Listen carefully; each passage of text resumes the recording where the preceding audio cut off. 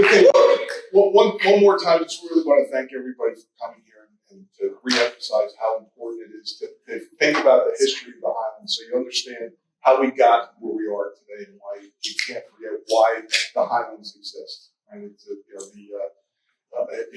vital to the current people who live in New Jersey. It's vital to the people who are going to come generations after us. And it's kind of cute to think about the Highlands Act having been a bipartisan piece of legislation in today's day and age where we can't agree on the color of the sky.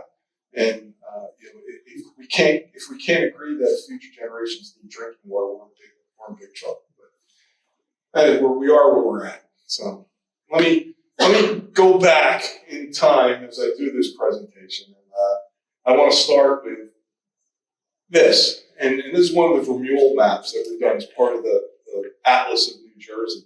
And we came across a set of maps from 1888 that covered the entire state, but there were a series of 3 maps that covered the northeastern Highlands, the central Highlands, and the southwestern Highlands. That was the title of all 3 maps, right? And that 3-map set matches exactly the Highlands as we know it today. So the concept that the Highlands is something new, well, I guess in terms of like maybe geologic age it's new, but it's not, right? We've understood this for a long time. And protecting the Highlands has been important for a long time, right? It's been recognized for its resource value since the late 19th century, when the city of Newark and Jersey City went out and bought land in the Highlands to protect the drinking water supply. Before that, it was a place where timber was cut, where iron ore was mined. It's always been a place where the civilized parts of the state have gone to get their resources. And it's still the same today. Right? It was the watershed lands for the large cities. Over time, it came under threat. That threat led to the U.S. Forest Service doing a 4-state analysis of the Highlands region as a whole. They did 2 of them. The Forest Service did 2 of them in 1992 and again in 2002. That 2002 study is the one that really led to the adoption of the Highlands Act. That was a call to action. We took a look at it. It ended up, in fact, this is really how I met Tim Dillingham. He came and he dragged me to a state planning commission meeting to argue that the Highlands needed to be called a special resource area in the new update of the state plan, and it was. Highlands Task Force was created in 2003 by an executive order by Governor McGreevey. Michelle was here. I don't know if we had any other task force members here today. Passage of the Federal Highlands Conservation Act. Congressman Frelinghuysen was critical in getting that passed, speaking of bipartisan legislation. Ended up having the Highlands recognized at the federal level, at the 4-state level, made money available for research and for land conservation. And finally, we had the New Jersey Highlands Act that was passed. That's why we're here today. If you go back in time, this was here's an oldie but goodie, right? This one came from Rick Lathrop at Rutgers back in 2001 that showed what was happening across the Highlands. It was really alarming. And I've got a better one to show you a little later in the presentation that's going to make you feel a lot better than this one made you feel back in 2000. But when you see what was happening, if these trends had continued, the Highlands as we know them today would have ceased to exist, right? The pressure to develop across the landscape was there. It was part of the rapid sprawl of our state, and the Highlands Act put it into it, right? But we were losing agricultural lands at an alarming rate. Habitat was being destroyed. The water supply was being threatened. And overall, it would have become unsustainable, right? Just think about the infrastructure that would have been needed to support that development pattern if we continued large lot subdivision across the face of the Highlands into western Morris, Hunterdon, and Warren counties where the open space really existed, right? And again, you go back, and I'm not going to read this, I'll just leave this up behind me, but we recognized that the region had resources that needed to be protected and that there was no way in place to adequately protect it. I'll go back. As a mayor, there was no doubt about where I knew my town had to go to. We sat on top of the source water for over 1 million people at the headwaters of the Raritan. We had extensive agricultural lands that were part of the culture of the town, the culture of the region, and important and vital to the agricultural industry. But one municipality alone can't do it, or even multiple municipalities not working in concert couldn't achieve what needed to be achieved. And it was clear that we needed to come up with a regional approach to what we did, right? And you think about, you go back to the facts. Between 1995 and 2000, right, that we were losing 4,000 to 5,000 acres of farmland and environmentally sensitive land a year to development. And there used to be a great graphic that had 6 football fields on it, and realized that was the equivalent of 6 football fields every day. Every day were being lost to development. Right? The water supply, the ecological integrity of the region, the forests of the region, right? All being threatened at the time. And so let's put this into perspective. And again, I want to make this clear. We didn't come up with this out of thin air, right? Going back to the 1800s, it was recognized. The federal government recognized the importance of it. And New Jersey just built on that information that was available to apply it to the Highlands portion in our state. And being the most densely populated state in the country, it was vital for us to do it. We could not have, who knows where we would be today had the Highlands Act not been put into place. And the least recognized value that we have in our society is the problem avoided, right? We'd love to see somebody come in, oh, there's a problem, we can fix it. What's far more, right, there are 2 ways to deal with hitting yourself on the thumb with a hammer. One is to put ice on it after you hit yourself in the thumb. The better way is don't hit yourself in the thumb in the first place, right? And that's what the Highlands was all about. Don't encounter the problem and then try to solve it. Try to anticipate what the problem is going to be and don't let it happen. And we were successful at that. And again, that's a talent or a value that's least appreciated in our society. It should be most appreciated. When the Highlands Task Force was formed, this was their charge. You know, just look at what was on it, right? Protect and preserve the open space and natural resources, protect the farmland, promote and protect the historic and cultural resources, and incorporate smart growth concepts into how you plan the region, right? And it hits all 3 legs of the sustainability stool, right? Socially, economically, and environmentally. And that's what we ultimately ended up with. We ended up with the Highlands Act, right? It's interesting. The task force initially had 90 municipalities included, and in the end, 88 municipalities made the cut into the Highlands, right? And covers parts of 7 counties in the state. It's bane of our existence up at 100 North Road. Sometimes it's the division between the planning area and the preservation area. I heard a little bit of discussion about the political compromise that went into that. But understand this. It's an area larger than the state of Rhode Island in landmass. And we have the budget of one of the smallest municipalities in the Highlands. That's just a public information statement. But if you're going to make us manage an area of the state of the size of a U.S. state, give us a little bit more money to do our job. It also compares favorably to another forward-thinking action, which was done way before the Highlands. You want to talk about how smart we were? We were a little late to the table. Because back in the 1880s, when Newark was protecting their part of the Highlands for their watershed, New York City set aside 2,000 square miles. 2,000 square miles, right? About the size, you want to compare it, about the size of the landmass of the state of Delaware for one city's water supply. New York City knew they couldn't exist as a city of 9 million people without protecting their water supply. They weren't going to be drinking Hudson River water. They weren't going to be drilling wells in Brooklyn. They had to find some place where they had a reliable, clean supply of water that could support a population of 9 million. And New York City is the thriving place that it is today because they had that forethought. We have the same concept at work here in the Highlands. 7 million people rely on our water. We're a little bit smaller. But that's what we are up to. So looking back, right, that's what we're here for, right? Was the Highlands Act a success? In a lot of ways it was, right? Did we curb the unchecked sprawl? Yes, we did, right? Did we stop what was happening? Yes, we did.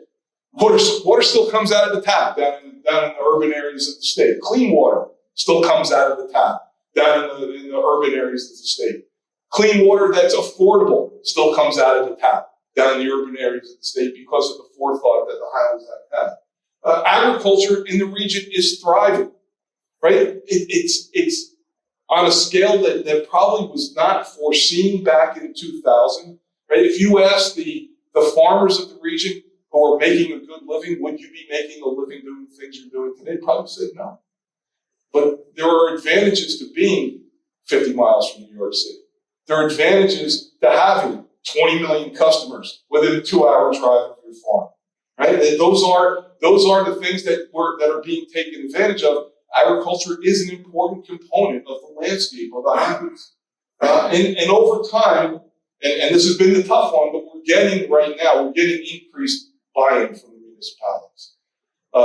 We're kind of complacent, right? If you think about it. When we think there was, and I can remember this clearly, after the Highlands Act was passed in 2004, a lot of the air went out of the room because it had been such a push to get it done. There was such an effort, and then when we finally got there, when the Highlands Act was finally passed, there was a big sigh of relief. I think people, well, gosh, everything is taken care of.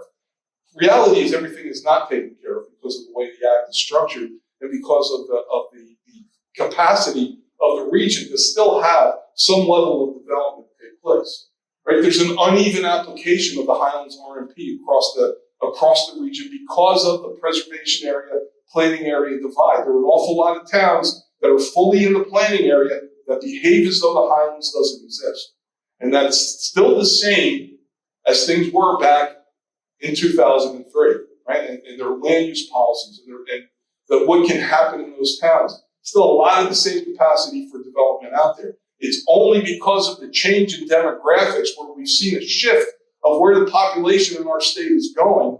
We're going to the urban areas of the state rather than to the rural areas of the state. And we're the fastest growing counties in New Jersey, where they used to be Sussex and Morris and Warren and Hunterdon counties, are now Bergen, Essex, and Hudson counties, because there's a match between what people want in their lifestyle and what is available. And so we've been a beneficiary of that, and it's taken some of the development pressure off. But the threat is still there. Primarily, it's farmland that's at risk. Farmland is generally flat. Farmland is generally free of regulated features. Farming is a aging industry right now, and we've got to figure out how to get land into the next generation of farmers to stop that. But they're incentivized to get out of farming and to be the last farmers of the land. So that's still a threat that's out there. Warehousing, large-scale solar developments. Everybody looks at the Highlands and sees something that they want from this region and see something that's available, right? And add into this some of the other things: climate change that impacts agriculture, forest health, water supply reliability. As I said a little bit of it this morning. You look at what's going on precipitation-wise. Last year, portions of the Highlands got 72 inches of rain. That 72 inches of rain fell primarily in 8 months of the year. This year started out as a really rainy year. Suddenly it changed. That's weather, number one. But number two is what we see are these big swings between times of plentiful rain and times of drought. And the water supply doesn't go along with that, right? Water's got to come out of the tap regardless of what's going on. Right? And maybe the biggest part of this is we can't ignore the politics of what is going on, right? The Highlands is in an interesting place. It's a very Republican area, right? It's remote. The people who reap the biggest benefits from the Highlands, if you don't count living there as being a benefit, are in the urban areas of the state. They're primarily Democratic. So you get this divide politically between where the resources are and who benefits from those resources. And to the Republicans in the Highlands, they resent it and in many ways still resent imposition of restrictions on development, even though if you ask them, they want their towns or counties to be developed, they'll tell you no, right? But they just don't want anybody telling them, right? They just don't want anybody telling them that. And so there's a hostility towards the Highlands that has led towards to a lack of cooperation or a lack of acceptance, even though the Highlands is kind of telling them what they want to hear. If you want your town to stay the same, we're your best friend. Right? Similarly, to the folks that live in the urban areas of the state, we're the hinterlands. Who wants to send resources out there? We have things to spend our money on here. And there's a lack of this understanding that we are all in this together, that there's something that we rely upon in different parts of the state that is important to all of us, and that the only way we can exist and thrive as a society here in the most densely populated state in the country, in the most diverse place in the United States, is to find a way to understand that we are in this together and to cooperate. And that, to me, is the biggest issue. Right? You have legislators who represent the Highlands who won't fight for us to get resources when every dollar of resources that flows to the Highlands Council flows right out to their constituents and to their municipalities to help offset things that they have to spend money on anyway. But if you're going to tell me, I know it's important to breathe, but I'm not going to do it if I'm mad at you. Right? Similarly, you don't have because water still comes out of the tap at the other end, everything is good. We don't have to invest any more money. And so here we are, we're an organization, an agency that is understaffed and underfunded. And that's a message that I will deliver every day. Right? There are important things that we have to do to the future of the state that we simply don't have the capacity or the resources to do. As talented as those people at 100 North Road are, they're being pushed to their limits in the work that they do. Right? And we need more. And ultimately, when it comes down to it, I annoy the folks down in Pinelands when I say this, but down in the Pinelands, nobody lives there. Right? They've got 1 million acres, and it's roughly the same size, but nobody lives in the Pinelands. They have over 400,000 people. That's the reality of it. But here in the Highlands, we have to do Pineland-style preservation of resources with 850,000 people living there in a built environment, right? With a lot more demands and a lot more challenges on how to do it. And ultimately, that's the biggest puzzle that we have to solve, is to figure out how to protect those resources and provide for the needs of the 850,000 people who live there at the same time. It makes it a very difficult proposition, right? And there's a lot of misconceptions, and this holds true whenever I still have, I still have to answer the questions. Well, if we opt into the Highlands, does that mean that we're restricted like we're in the preservation area? No, right? But that's a question I get every time I go to a planning area municipality that wants to think about conforming with the regional master plan. Look, the regional master plan identifies places that are appropriate to grow, places that are appropriate for agriculture, places that should have limited growth, and places that should have no growth. And for the most part, I'd say for the entirety of that regional master plan, it makes sense. And what we're asking municipalities to do is to do what makes sense. But again, there's that animosity and that idea that somehow we're a super planning board. We're going to come in and make decisions for them. No. There are a lot of times I wish we had that power, but we don't. Right? We're not a super planning board. We're not here, I would say, it's not, right, I'm old enough, Mighty Mouse cartoons, right? Here I am to save the day. People think we're going to fly in and, stop. Thank God we were here. We don't have that kind of authority. We don't have that kind of power. We don't have those kinds of resources. And as I said, and again, note well those last two. We are not adequately funded. We are not adequately staffed. But what we are a regional plan entity with a really good regional plan with an important mission, right?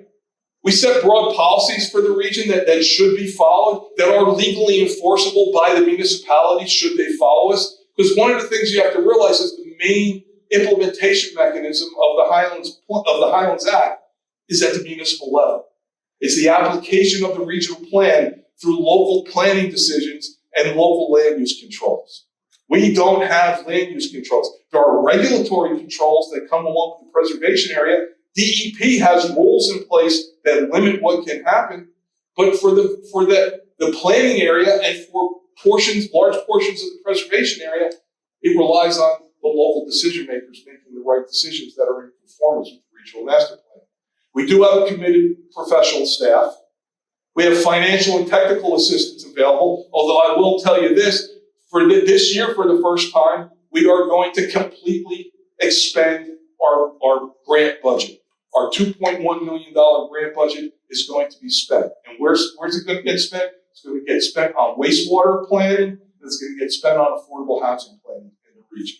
We still have some money set aside for plan conformance activities, but not nearly what we need to have, and not nearly what we used to in the future. But we cannot ignore stormwater treatment, because it's essential to our core mission, and because it's a responsibility that's been placed on our municipalities, and we have to be there to support them. And with the new Affordable Housing Act, we are the dog that caught the car. We told the legislature that you had to take the Highlands into account when you did your affordable housing planning, that you couldn't just do the same things and have inclusionary developments that were going to eat up the landscape across the Highlands, and they listened. But now we have to put up and make sure that we support our municipalities in doing appropriate planning and identifying what their obligations should be, where those obligations can be met, and how those obligations should be met. But we're there to do it, because the last one, we are excellent. Good is the wrong word. We are excellent partners for our municipalities. So let's get down to the state of the Highlands resources. All right, let's talk about this. All right, we know that was the primary, guys. You can find this in the Act. None of this stuff is made up. All right, so state of the Highlands water. Who gets Highlands water? Right, over 7 million people, 332 municipalities. And when I start to talk about it, because some of what I've heard lately is, we can't spend money in the Highlands because we want to spend money in the urban areas of the state. That's something that I actually heard when we asked for a dedicated source of funding so we can start preserving more land in the Highlands. Bear this in mind, 82% of the identified overburdened communities in the state get their water from the Highlands. And we did the same analysis as the population, not just by identified communities. And you find that 8 in 10 people living in an overburdened community get their water from the Highlands. Are we all in this together, or aren't we? Right? And it's not just that, right? There's water-dependent businesses. Heard John McKeon talk this morning about his trip to Anheuser-Busch. The pharmaceutical industry, the food production industry, all rely on Highlands water, on clean Highlands water, on adequate Highlands water. Right? Highlands, right? More than 75% of our streams are Category 1, meaning they're high resource value. They contribute to a drinking water source. Right? More than 90,000 acres of wetlands that serve to purify water and to hold back floodwaters from extreme precipitation events that are only going to get more common. That provide irrigation water for the agricultural industry. That provide drinking water for the vast majority of Highlands residents who rely on private wells on their own property to provide them drinking water. Speaking of drinking water, everywhere in the Highlands drains to a drinking water source. Whether it's a riverine intake on the Passaic or the Raritan or the Delaware, or a surface reservoir that we can all see with our eyes, or high volume groundwater extraction wells like the Morris County Flanders well field. Everywhere in the Highlands contributes to water somewhere, right? And that somebody is drinking Highlands water. There's something that should alarm you. Look at the watersheds. How many of these watersheds are in deficit? Why are they in deficit? Because we are exporting over 700 million gallons a day out somewhere else. Right? That water isn't disappearing. Right? It's kind of uniform rain across the region. Right? Precipitation isn't that variable across the Highlands, but a lot of our watersheds are in deficit, some in extreme deficit, because we are exporting drinking water elsewhere. And because we're not following sound policies. And it makes it very difficult. Like that last one, interconnection of water systems, right? Because it's very hard to identify where a drop of water ends up. And it goes into the system. there are diversions all over, based upon need. And where it ends up, we don't always know. So it makes it very, very difficult to do something like a carrying capacity analysis of the region. One of the things that keeps me up at night is what is the maximum population that the Highlands can accept as a region and still export water at the levels that we're exporting it, or at the increased levels that we're going to be expected to export it as the state's population goes up. And where is that cutoff point where we've overtaxed the indigenous demand on the region to where we can't meet the external demand? Not knowing that number, we're pretty sure that we're still within that. Is that number 850? I hope so. I hope it's not over 850. What if it's 800? And we're going to find out in a few years, right? But that's a number that's very difficult for us to get, and a concept that's very difficult to get our heads around, that we need to know. Otherwise, it's all kind of a crapshoot, isn't it? We look at the things that impact water sources in the Highlands. One of the biggest things being impervious coverage. This is a map of impervious coverage by HUC level, right? And thankfully, the things that you see in green and dark green, those are HUCs that have 10% or less impervious coverage. Think about this: one warehouse development goes in, covers 50 acres. The average HUC is 500 acres. You're using up 5,000 acres. You're using up 1% of the impervious coverage budget for that watershed with one development. So if you think it's not important for us to get a handle on where those things go, think again. But thankfully, a lot of these HUCs are in good shape. Some of them are not, and some of them are not. Some of them don't show more than. Some of them show more than 10% coverage because a very small portion of that HUC may be very heavily developed, but it impacts the entire watershed. Right? Climate. Here's another one that should keep you up at night. Right? What are we doing? Right? And what's it going to mean? Well, the one thing we do know is that projections are, and everything you see in dark blue, are where the biggest increase in extreme precipitation events in New Jersey are going to be found. See some correlation between those counties and the Highlands? Pretty close, right? And that's not, sometimes, hey, it's going to rain a lot. It'll be great for the water supply. Maybe not, right? Water's going to run off very quickly. Floodwaters are going to flow downstream very quickly. It means that we have to play a role in the overall climate resilience of the state. Right? There are going to be impacts on agricultural production. Some good, some bad. Right? We're going to have an extended growing season, but we're also going to have variability of rainfall. We're going to have freaky events compared to the past, but they're going to become normal, where we're going to have an earlier start to the growing season, followed by frost or freeze events that happen at the end of April or early in May and disrupt the farmer's production. And if you're producing fruit, that's death to your season's crops. And our farmers are going to have to figure out how to navigate that. Ecosystem changes. The composition of the forest is going to change. The species of trees that will grow. The increased flood risk that comes with those extreme precipitation events. The increased wildfire risk that comes with those extended drought events, right? April is now wildfire month in New Jersey. And last year, we had a 1,000-acre wildfire in the North watershed. Right? That's something generally you only would see down in the Highlands. Right? Externally, the rest of the state is going to still rely on us for water. Right? What do the percents mean on that map? What you said. They're the percent increase in extreme precipitation events. Right?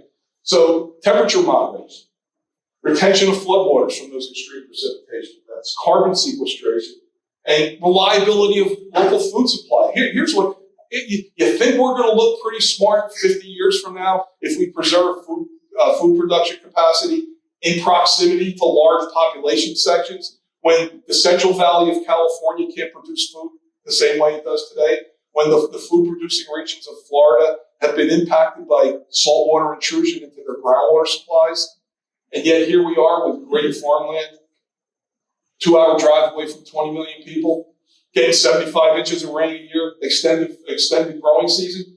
We'll look pretty smart now, to people who'll never know us, which is the way really you should make decisions. But food security and reliability of food supply, the Highlands is going to play an important role in that.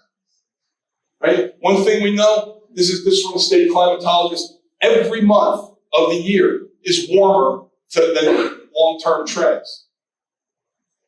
Precipitation levels are higher in every month except for April, which is now our fire season. Right? So practicality in the Highlands, we're gonna have precipitation swings, right? Extended, increased annual rainfall, but extended periods of drought. As I said, every season's going to be warmer. We're going to have an increase in frost and freeze-free periods. And New Jersey, and the Highlands in particular, is warming faster than the rest of the country. Ecological and agricultural impacts, right? Altered growing season, change in the forest composition, earlier leaf out, pests and diseases that didn't used to call the Highlands home will. Right? And then uncertainty of rainfall to farmers, right? It means they have to rely on irrigation and groundwater. Changes in stream flow and temperatures, seasonal swings in reservoir levels, increase in hab events, right? And that last one, they said that last one worries me, right? That because we just don't know, right? We should err on the side of caution, right? But here's the thing: the Highlands is critical to the overall climate resiliency of the entire state. Right? Liability, all the things I just talked about, liability to water supply, storage of runoff, local food production, temperature moderation, contribution to biodiversity, right? The Highlands Act, the question was asked this morning, right? It was not passed as climate change legislation, but over time, it has become climate change legislation. Love to say, boy, we saw this come. So smart. Land use. Right, and again, this goes back, and this is right out of the act, right? The reaction to the rapid suburbanization of the region, right? So the implementation of the Highlands Act is interesting, and not what most people think it is until you're actually in it trying to apply it, right? There are restrictions that are applicable to the preservation area that have had their effect. I'll show you that in a second. DEP's Highlands rules are supposed to dovetail with those restrictions, right? And the idea was to get municipalities to conform their planning to the Highlands Regional Master Plan and then become the implementers of the Act, right? We are not the implementers of the Act. We are the guides to implementation of the Act. We set up the guardrails. We set up the procedures, right? We set it up for the municipalities to do the right thing, but we are not substitutes for the local land use decision making. And the idea was to align Highlands Regional Master Plan with state policies and the actions of state agencies and with local government actions, and to come at this in a unified manner. Like all things for government, good in theory, in practice not so practical. Voluntary conformance is an issue. It's an issue, right? We have towns that when you go in, who actually will say, "We're not in the Highlands." Oh yes, you are. Right? You're in you may be 100% planning area town, but you're in the Highlands. You have resources that need to be protected. You have underlying science that should inform how you do your planning. But they are allowed by the law to behave as though it doesn't exist. And part of that is because there is nothing external that's aligning those policies. If they thought that they could act the way that they did before the Highlands Act existed, but DOT was not going to fund a road project for them because it's inconsistent with the Highlands Regional Master Plan, or DEP wasn't going to issue a permit because it's not consistent with the Regional Master Plan. Then you have all levels of government acting in concert. We're not there. We're not there. That's where we're supposed to be. Like I said, we have actual towns that are in open violation of the Highlands Act, but we have Mansfield Township and White Township that have refused to conform, even in the preservation area. You know, I don't think we're going to be going in and taking over their planning anytime soon. We simply don't have the resources, the personnel, or the political capital to be able to do something like that. But you have towns out there that are behaving as though we don't exist, right? And then the threats that have emerged, right? The post-pandemic housing movements. People have looked to move out of the urban areas and see that they can work remotely. They don't have to live close to where their jobs are. The warehouse boom, Highlands was extraordinarily vulnerable to this, right? When you think about it, we're crisscrossed by 3 interstate highways, 287, 78, and 80, right? Where do those interstates run through in the Highlands? Primarily agricultural areas. What did I say before about agricultural? They're flat. They're free of regulated features. They are primed to be turned into warehousing. That's why we put warehousing guidelines out and made it part of the RMP as fast as we could. And what we did was identify places where warehousing could exist and places where it shouldn't. And where this will go, we'll find out. They're relatively new, but the idea was to make sure that we're not vulnerable to every farmer who wanted to sell out, because the market is there, right? If you wanted to build a warehouse, banks will lend you the money to build one. Is the demand there for them? They're being built on spec, right? But once they're there, they're there. 50 acres of impervious coverage at a time. Hear from towns that I never thought I'd hear it from, but over and over we hear about the rateable chase. Municipalities are stretched in their local municipal budgets and they don't know where to turn. Now the generation of people who understood that the rateable chase was a no-win race have moved on. There's a new generation of municipal officials who see it as their way out.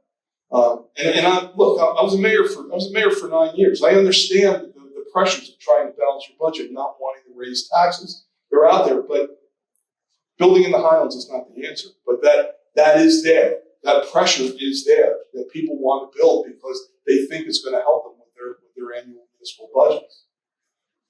Right? And the last one, right, we just have to figure out how to live in balance. Right? That's what sustainability is all about. Keep our resource demands somewhat in concert with the availability. And I said I was going to show you, was the Highlands Act effective? Right? This is an interesting set of data.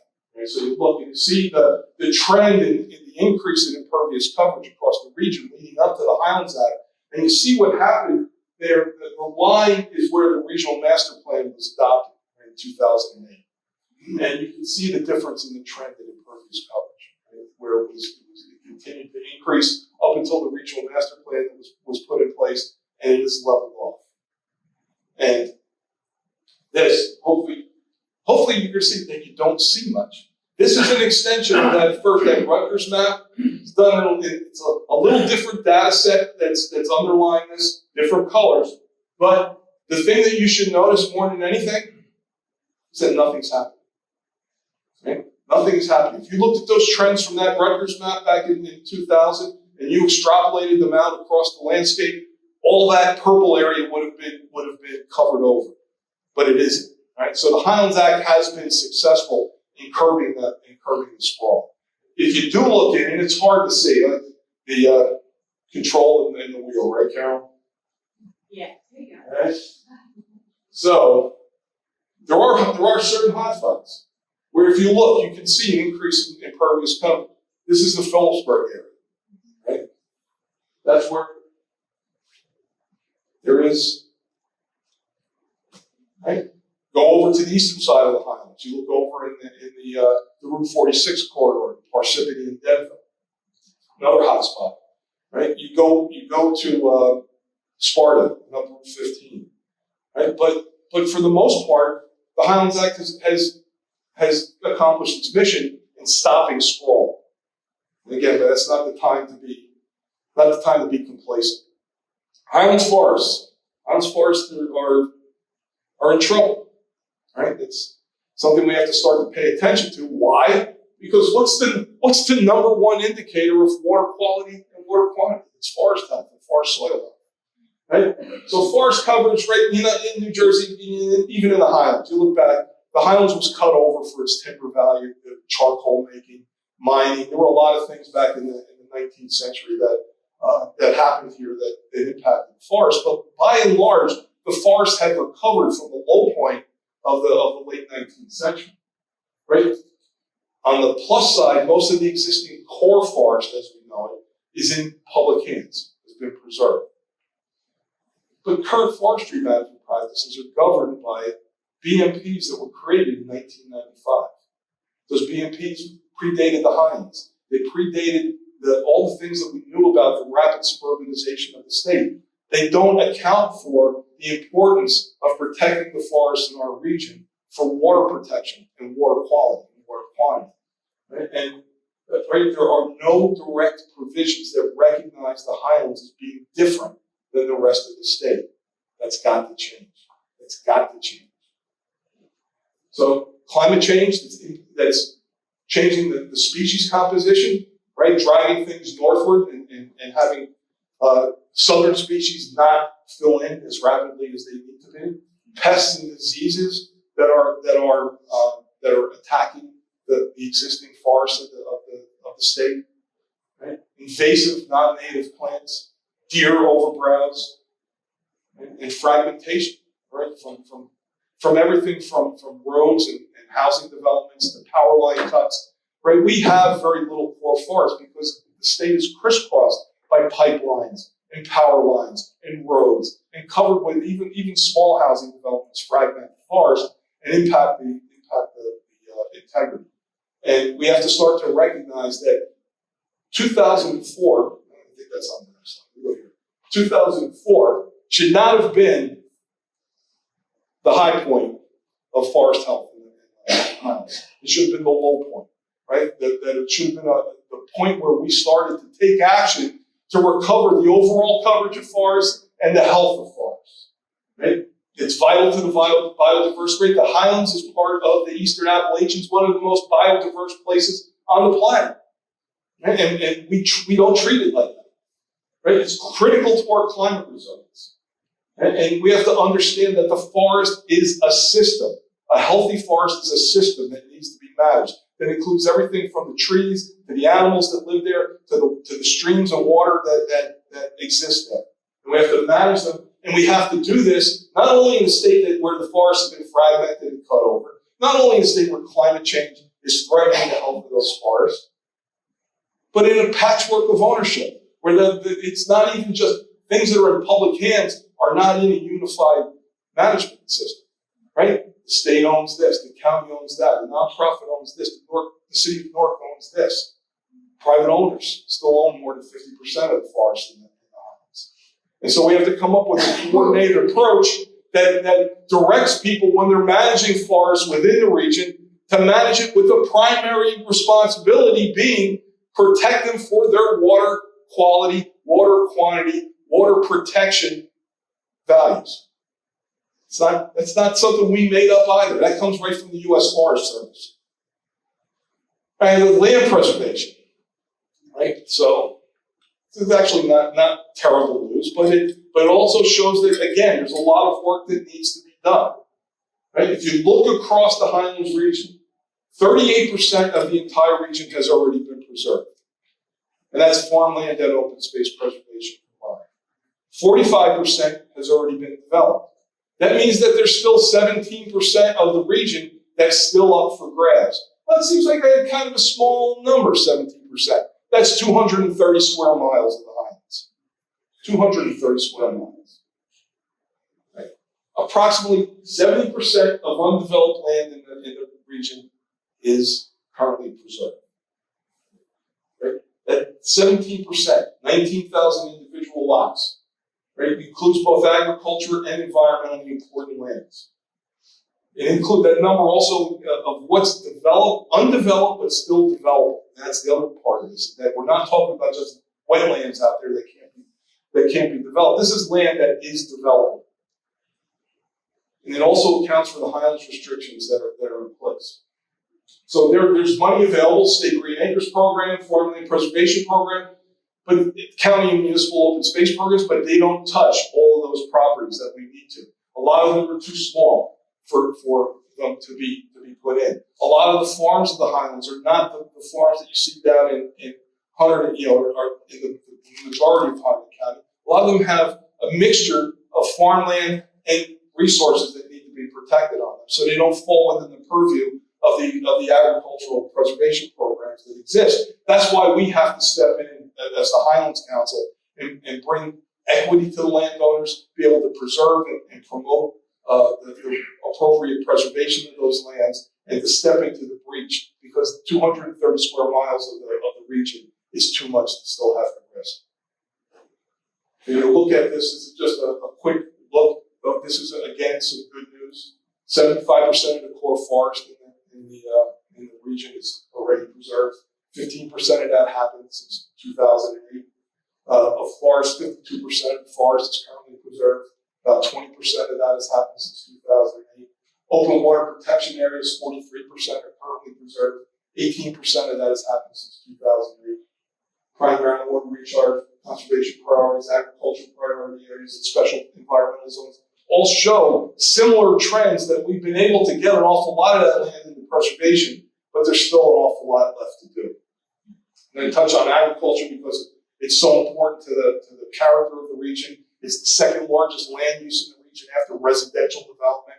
It's vital to the sustainable economic health of the region. So we have to be able to support and promote agriculture that's compatible with the other goals of the Highlands Act, but as part of keeping the landscape of the Highlands intact, as part of keeping it a viable place for people to live.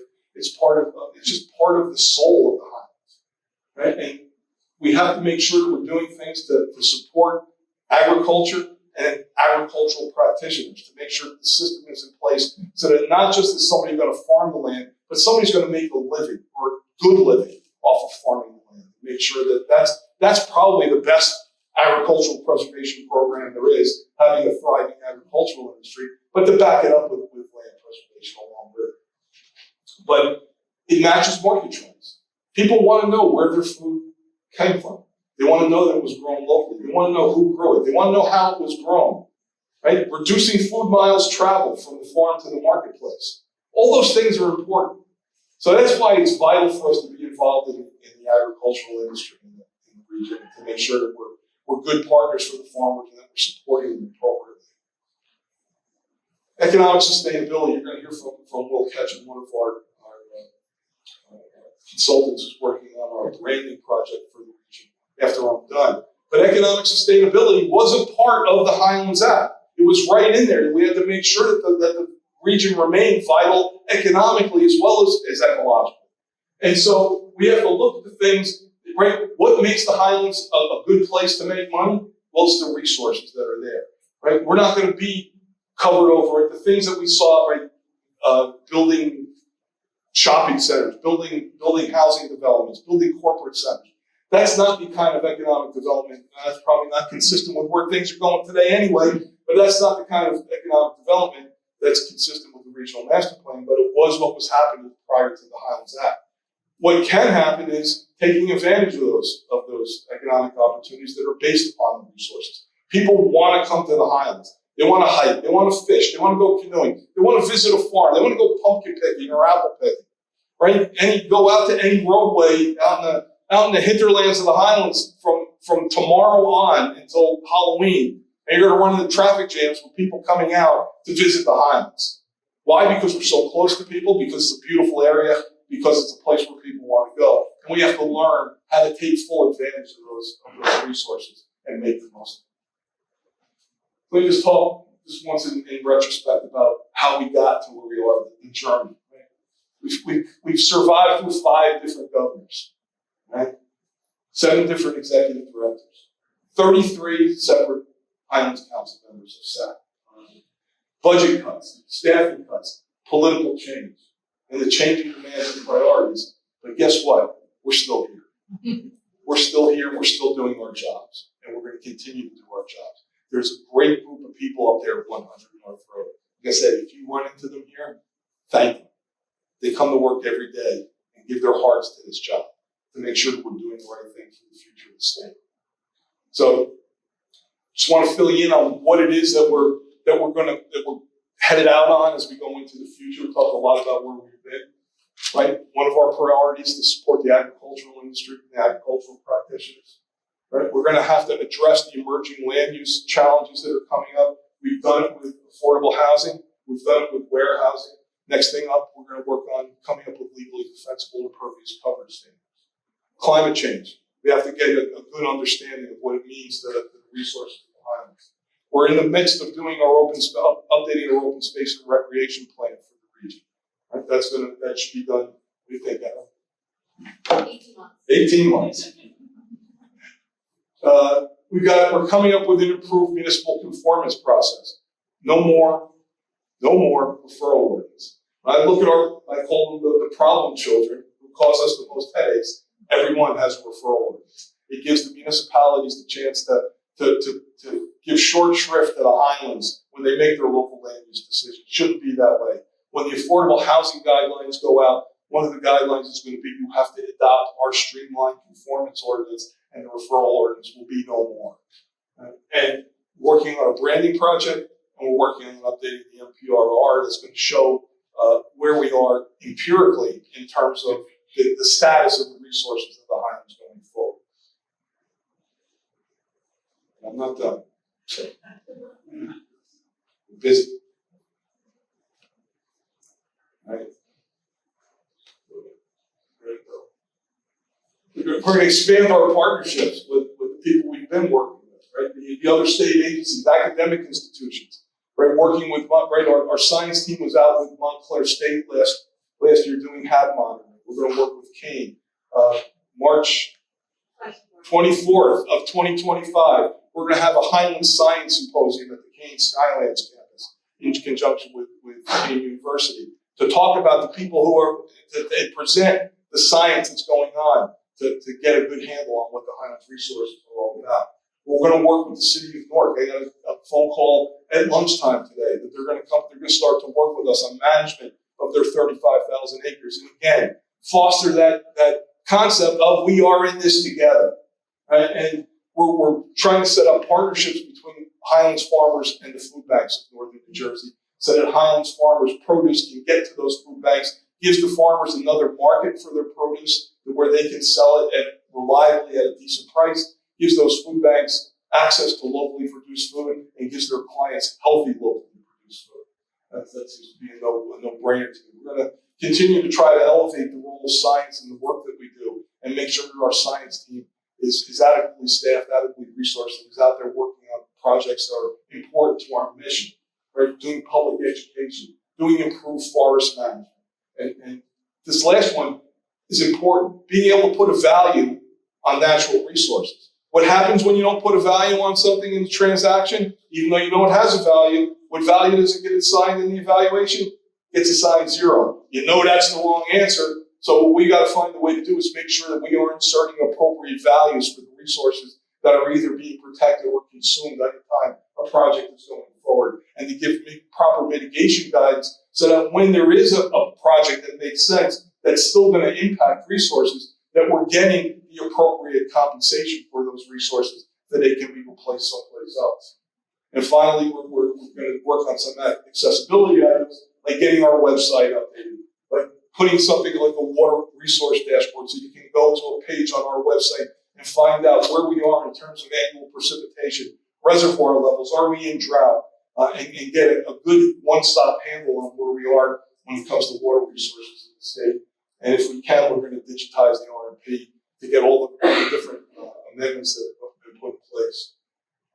So I've been over these, so you need to hear this again. The only one I'll talk about, siloing the state agencies, they got to talk to us. They got to do a better job of working with us. They got to do a better job of cooperating with us. One of the things we find out sometimes, wait, you mean the Highlands has restrictions on how close you can go to a stream? That's not from like DOT. That came from DEP.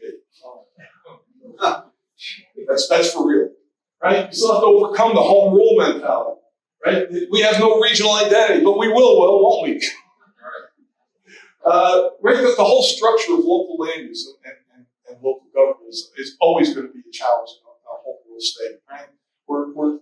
It's just very New Jersey, and we have to overcome that and get people to look at things in a more regional, more cooperative way. Local tax structure, just the way that we fund our schools and the way we fund our local governments becomes an incentive for towns to pursue development, to try to get those regulations in place. Right? The way that we fund local government is a disincentive to do the things that we need to for the long influential financial interests. You talk about it's a miracle that the Highlands ever got passed. Think about that, about whose toes we're getting stepped on. We're still getting on toes. We're still stepping on people's toes. I won't go into it, but there are things that we've done recently that have impacted people who are influential and of means. And I don't care.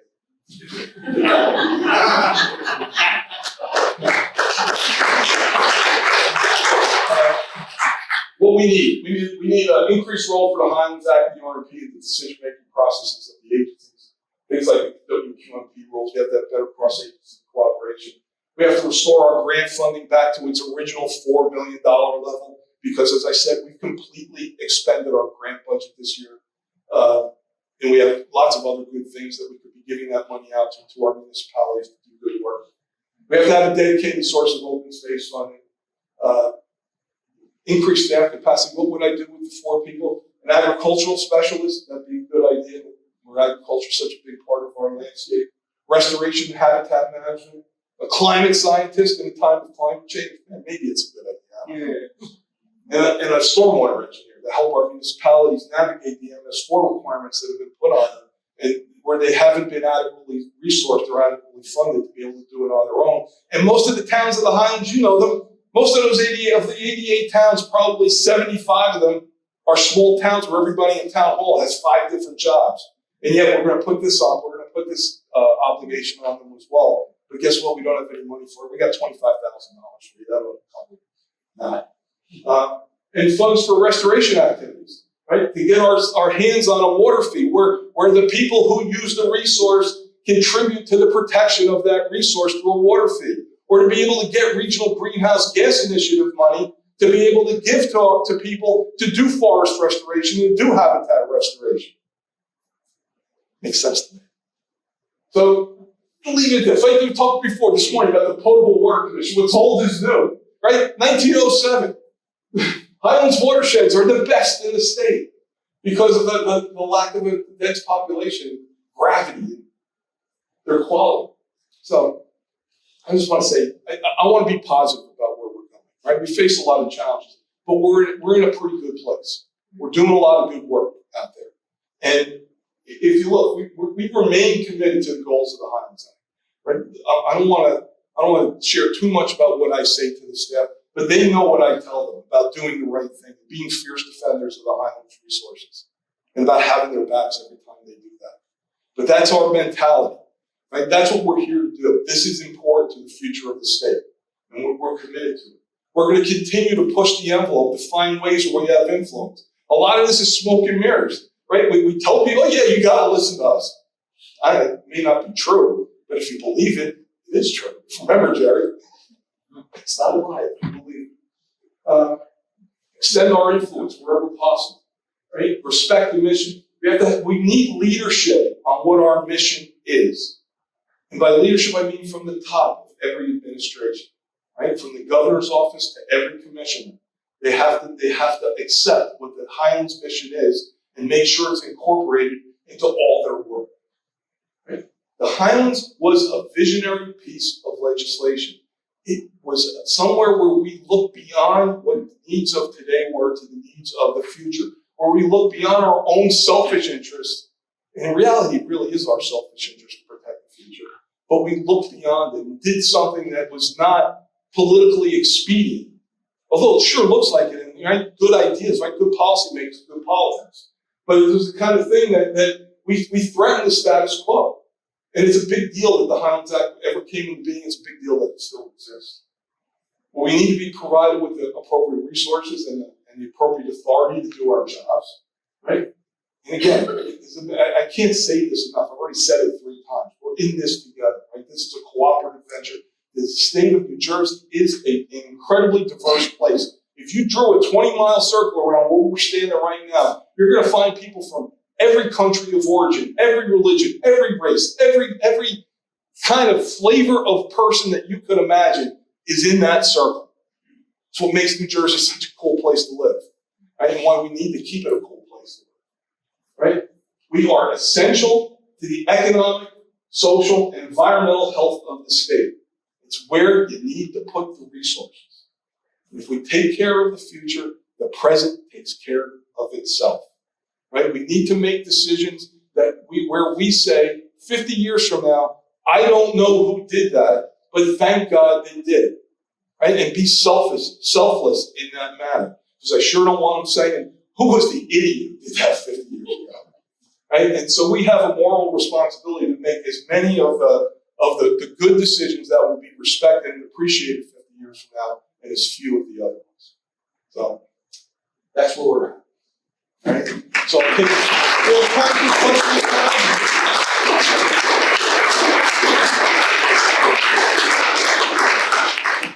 So we ran a little over, shocking.